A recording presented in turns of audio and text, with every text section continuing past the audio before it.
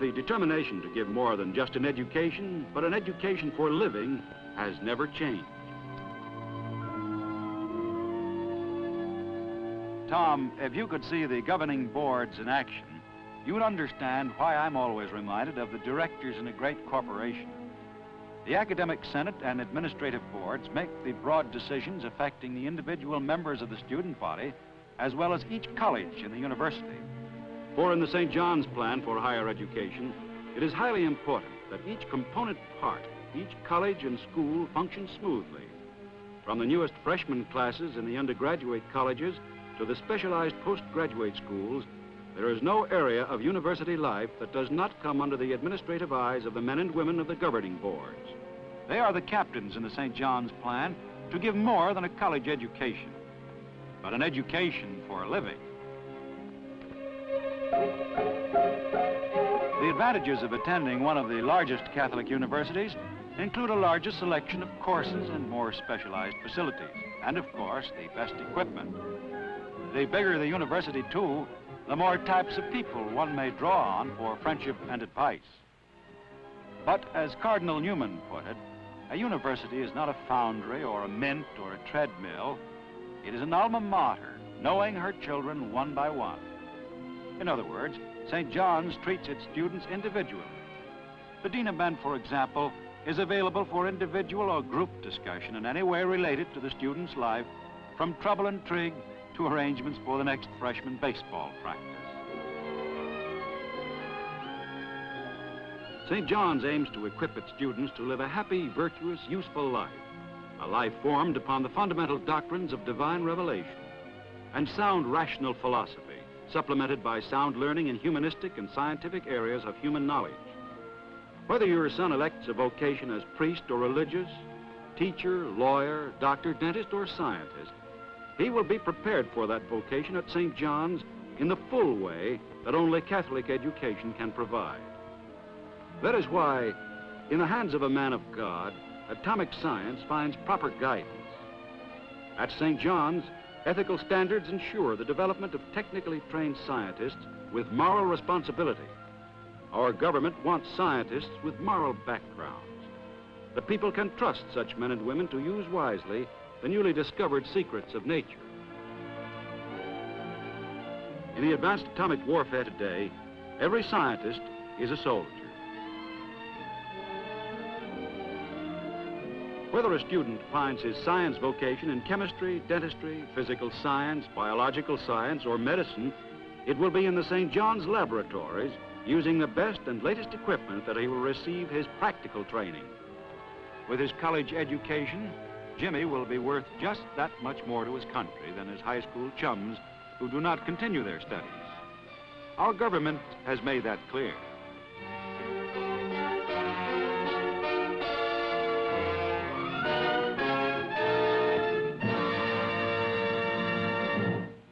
The pre-medical courses at St. John's College and University College are widely known and accredited.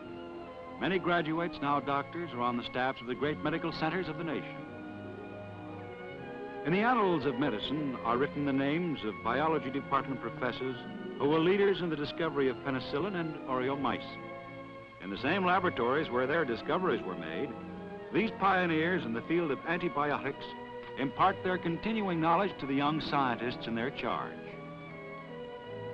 Research is the weapon that enables American government and industry to maintain world leadership. Graduate and undergraduate work at St. John's qualifies men and women for this important field, which is daily expanding.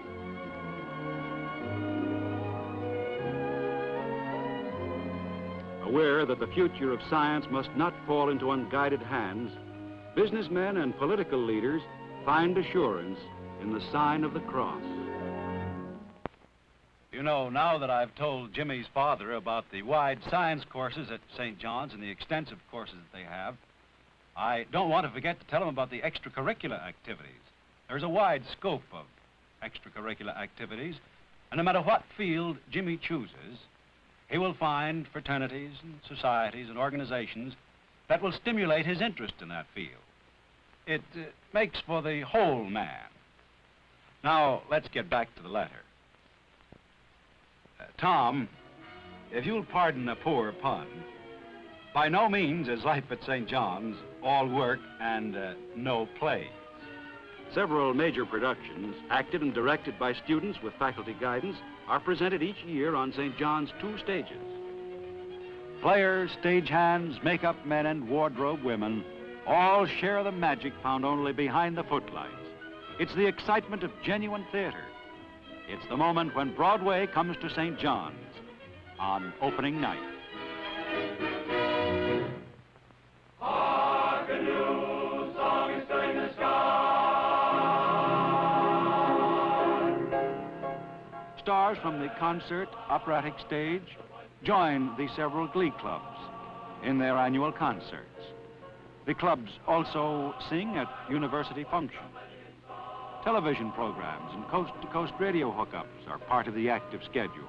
These are the blossoming billows of song. With heart, let us rejoice, with heart and song, a joyful song, with heart and voice. Let us rejoice.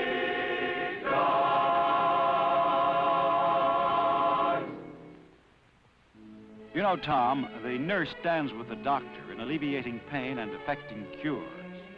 The nurse is as important in the operating room as at the bedside. The graduate of the St. John's School of Nursing Education, qualified in her field, is guaranteed an immediate position in industrial nursing, public health, hospital supervising, or teaching. Health counseling service as well as emergency facilities are maintained. Aware that often poor marks result from poor health, the health counseling department concerns itself with all student ills, except perhaps spring fever. Jimmy's freshman hazing days are apt to be a bit hectic. He's sure to come home sporting a red cap and tie. They're the signs, Tom, that your son Jimmy has been accepted by his upperclassmen as a fellow St. John's man.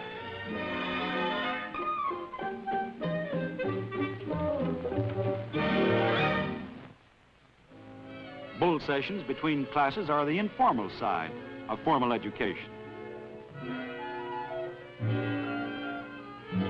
A scientifically supervised kitchen serves nourishing food at a cost designed for student pocketbooks. And the lunch hour, too, is a time for a good discussion as well as a good meal.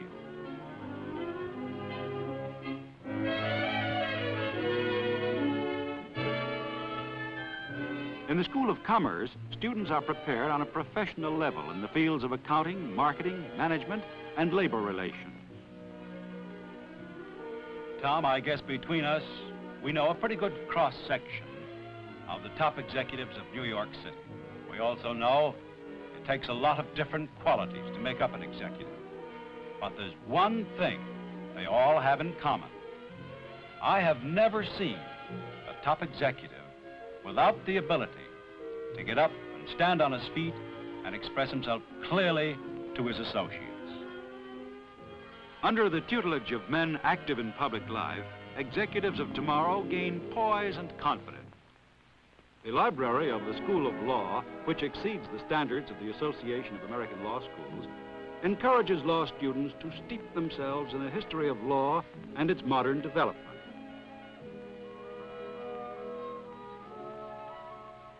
What is learned in the library and lecture rooms is applied in simulated court scenes. In the moot court, where actual legal procedure is followed, visiting judges sharpen the student's mind with probing questions. Counselor, how do you intend raising this question of self-incrimination and this appeal? May it please the court. The Fifth Amendment of the Constitution provides that no person shall be compelled... The law school trains lawyers to be not only excellent attorneys, but wise counselors. Thus, he learns to take his place among the great men of the law profession. A much coveted honor is membership on the staff of the official student publication, the St. John's Law Review. I've always had respect, Tom, for the students of the College of Pharmacy. They are men and women qualifying for a high responsibility in matters of public health.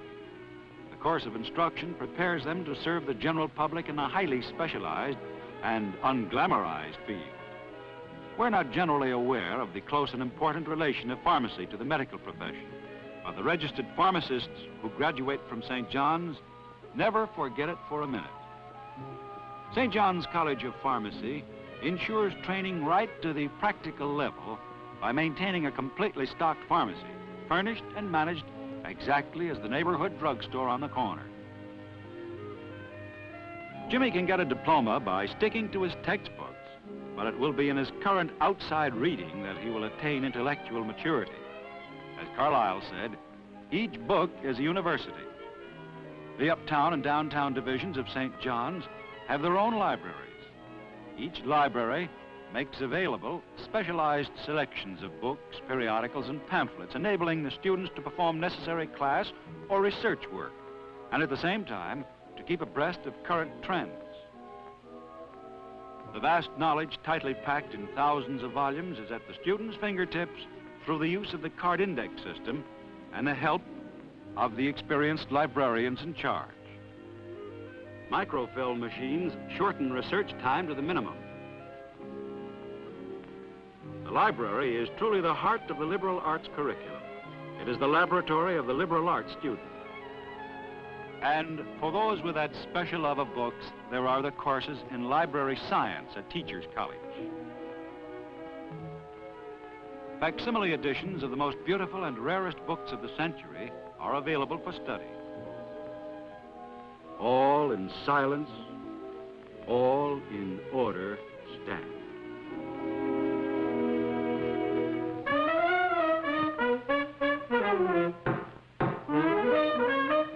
It was St. Thomas Aquinas who noted that from every pleasure springs some good.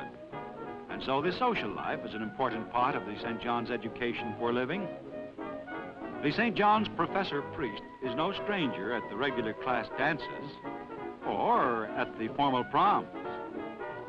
The shining ballroom of a top New York hotel is selected for the most important events of the social college calendar, the junior prom and the senior ball.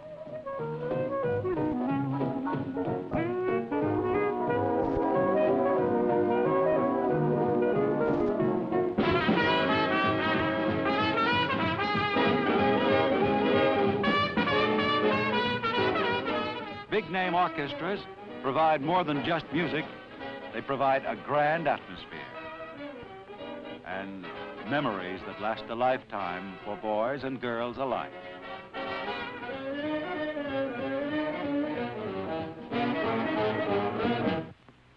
The advantage of Catholic education over secular training is that Catholic education does not ignore the soul. Rather, it emphasizes it. Students can hear Holy Mass each day in the uptown church and the downtown chapel. It is in the world of physics that today's headlines are often made. And in the physics laboratories, the latest machines and equipment are constantly brought in to keep the St. John's man and woman in step with this history-making field. But important as these machines are, the St. John's professor knows that of greater importance in the learning process is the individual man and his immortal soul. The facts of science are integrated in the philosophy classrooms in order that the student might arrive at the concept of the whole of reality, of what he is, who made him, and where he is going.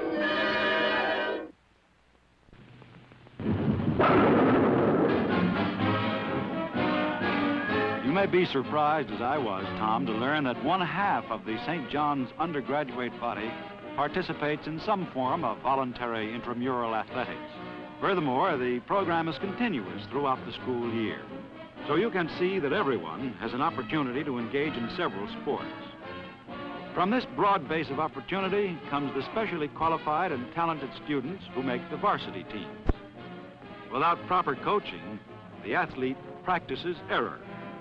But with expert instruction comes championship form.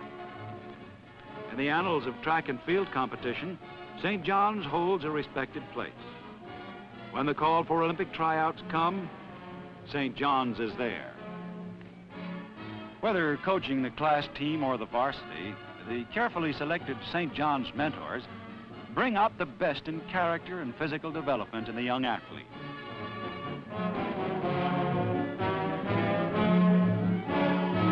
From the days when the Wonder Five forever emblazoned the name of St. John's in the annals of intercollegiate basketball, the tradition of the Redmen has grown until today in court circles across the nation, St. John's and top-notch basketball have become synonymous.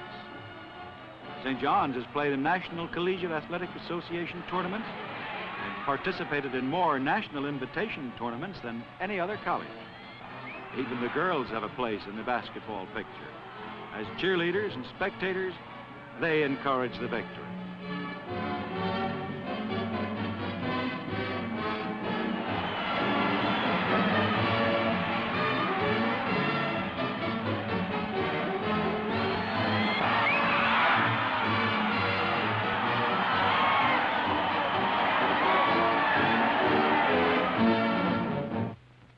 Schedules are backbreaking. The competition is keen, but the results are worth the game. While sports at St. John's are covered by national news services, the St. John's newspaperman also gets the story.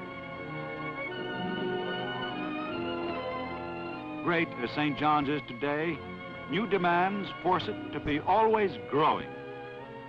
Over the green fairways of the Hillcrest Golf Course in Jamaica will rise the new splendid center of academic learning.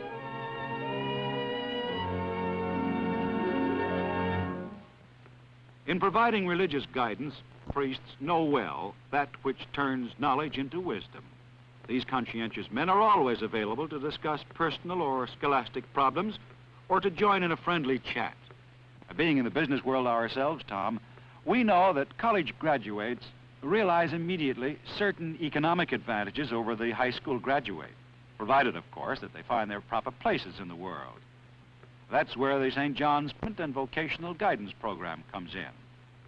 Time-wasting procedures, or what is worse, the wrong job to start with, is unnecessary in the face of St. John's very effective program.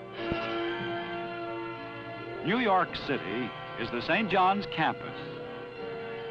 Whether for a job or study, relaxation or amusement, the proximity of New York's theaters,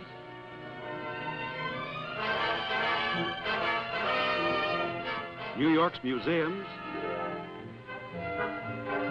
New York's libraries and international centers of culture makes New York a laboratory for St. John's.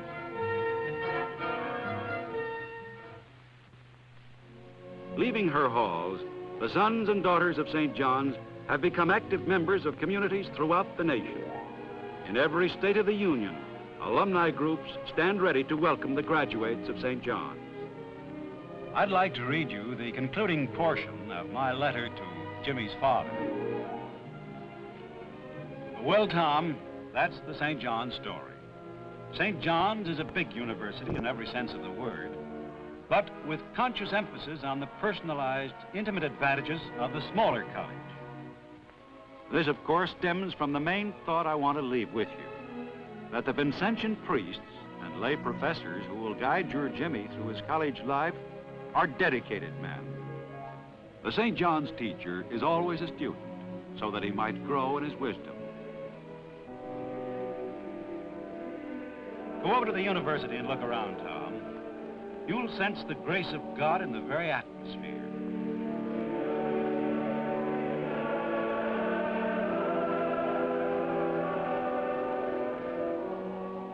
You'll see what I mean when I say St. John's is an education for living. Yours truly, Charles F. Your decision is vitally important to each of you. Choose wisely. It is the most important decision you can make at this time of your life. And if you choose St. John's University for your future alma mater, be assured that the men who teach there know how important your decision has been. They have been counseled by the Holy Father himself. In the words of Pope Pius XII, the education of Christian youth never had a more decisive or vital importance. Faced as it is today by the disconcerting errors of naturalism and materialism, which give cruel proof of the falsity of a philosophy based on essentially human foundations. After God, our hope is based on the ancient and modern institutions of Christian culture, which are wholly devoted to the services of truth, and know in their teachings how to give exact weight due to the physical and metaphysical, the intelligence and the heart, the past and the present, reason and revelation.